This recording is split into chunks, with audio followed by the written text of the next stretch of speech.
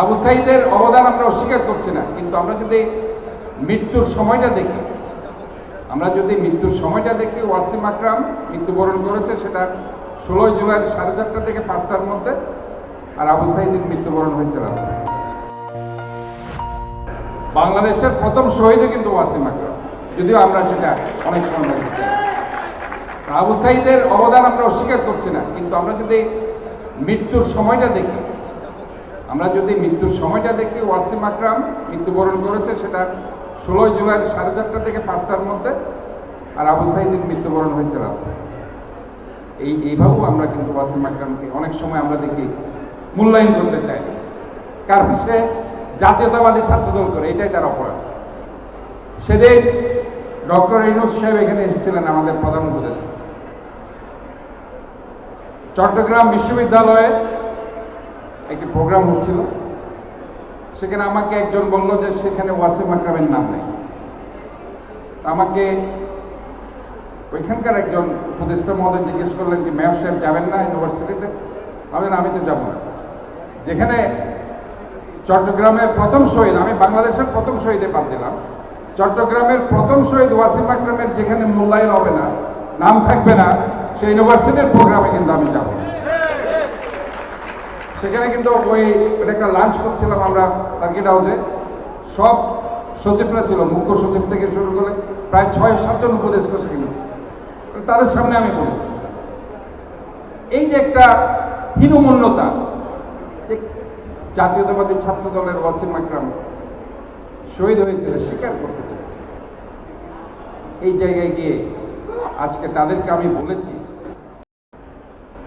একক কৃতিত্ব দিয়ে কখনো গণ অভ্যুত্থান হয়নি, সবার সম্মিলিত প্রয়াসে। বরঞ্চ আমরা দেখেছি এই আন্দোলনের প্রথম থেকেই আমাদের দেশনায়ক তারেক রহমান বলিষ্ঠ ভূমিকা রেখেছে।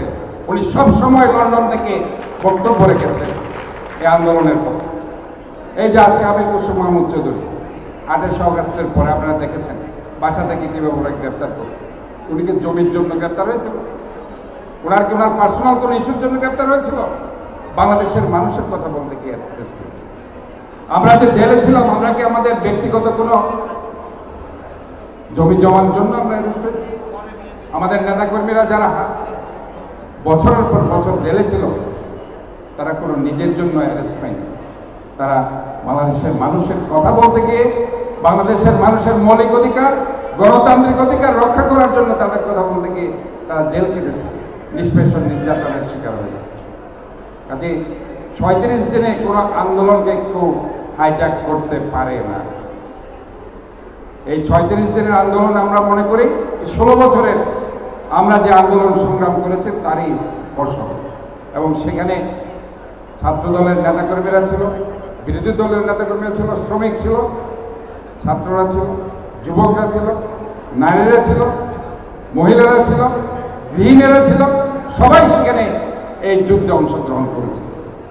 আমি সর্বশেষ যে অগাস্টের 3 তারিখ যে ঘটনা হয়েছে, ওই 3 তারিখ আমার বাসায় আগুন লাগিয়েছে, খুসরুভাইয়ের বাসায় আগুন লাগিয়েছে, মিন্নাসির এবং আপনার এরশাদুল্লাহর বাসায় আগুন লাগিয়েছে। 4 জনেই কিন্তু বিএনপির নেতা। অন্য কারো বাসায় তো আগুন লাগায়নি, কারণ তো শুনিনি আর কারো বাসায় আগুন লাগাবে। এবং সেখানে দেখা যাচ্ছে আমার প্রায় 12টা গাড়ি ভাঙচুর করেছে, 2টা গাড়ি জ্বালিয়ে দিয়েছে। আমার ফ্ল্যাটের ওইখানকার যারা ওনার আছে, আমার মা সেদিন অবরুদ্ধ ছিল আমার বাসায়, সেদিন প্রায় আধা ঘন্টা যাবৎ তারা সেখানে ক্র্যাকার চার্জ করেছে। তাহলে আমার মা কত বলতে পারে সে একজন যোদ্ধা? ওই এরা তো এসে বলছে না যে ভাই আমি তো সেখানে নিষ্পেষিত হয়েছে, আমি তো আধা ঘন্টা 1 ঘন্টা যাবৎ সেখানে ধোয়ার মধ্যে, কালো ধোয়ার মধ্যে আমরা যে কোনো মুহূর্তে আমরা সেখানে মারা যেতে পারি।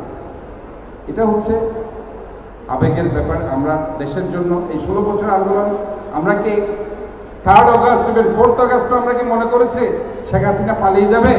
কেউ মনে করে।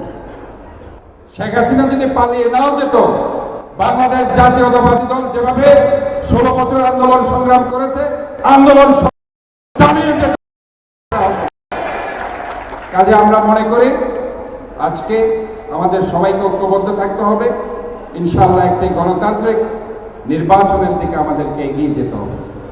এই নির্বাচনের মধ্যে দিয়ে ইনশাল্লাহ আমরা মনে করি আমাদের অপসীম দেশ নেত্রী, আপনারা জানেন যে 90-এর স্বৈরাচার বিরোধী আন্দোলনে 80 এই যে 81-তে শহীদ প্রেসিডেন্ট জিয়াউর রহমানের শহীদ হওয়ার পরে 82 সাল থেকে একজন গৃহবধূর রাজপথে এসে যেভাবে আপসীর নেতৃত্ব দিয়ে 90-এর স্বৈরাচার বিরোধী আন্দোলন সফল করেছে, যেখানে আপনারা জানেন 86 সালে 88 সালে এই শেখ হাসিনা বারবার এই আন্দোলনের পিছনে ছুরিকাঘাত করেছিল, কিন্তু তারপরেও ওই সময় ছাত্র সংগ্রাম পরিষদে ইভেন আমরা যখন ওই সময় ছাত্র নেতা ছিলাম, আমরা সবাই মিলে, এখানে ছাত্র ভাই আছে, ছাত্র নেতারা সবাই মিলে সেদিন এই শেখ হাসিনার বিরুদ্ধে আমরা সেদিন ঐক্যবদ্ধ ছিল, এবং যার কারণে গিয়ে সেদিন শেখ হাসিনা এই ষড়যন্ত্র করতে পারেনি, এবং 91-তে ওই আপসীর নেতৃত্বের কারণে দেশনেত্রী বেগম খালেদা জিয়াকে বাংলাদেশের প্রথম মহিলা প্রধানমন্ত্রী হিসেবে অভিষিক্ত করা হয়েছে।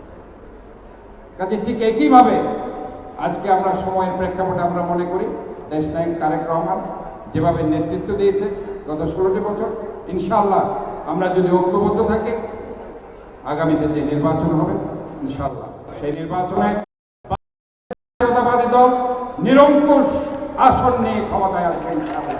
এতে কোনো ভয় পাওয়ার কিছু নেই। ষড়যন্ত্র থাকবে, এই ষড়যন্ত্র মোকাবেলা কিভাবে করতে হয় আমাদের জানা আছে। ইনশাআল্লাহ আগামীতে এই বাংলাদেশের মানুষকে নিয়ে আমরা একটি গণতান্ত্রিক, শোষণমুক্ত এবং দুর্নীতিমুক্ত একটি নতুন বাংলাদেশ দেশনায়ক তারেক রহমানের নেতৃত্বে এবং আমাদের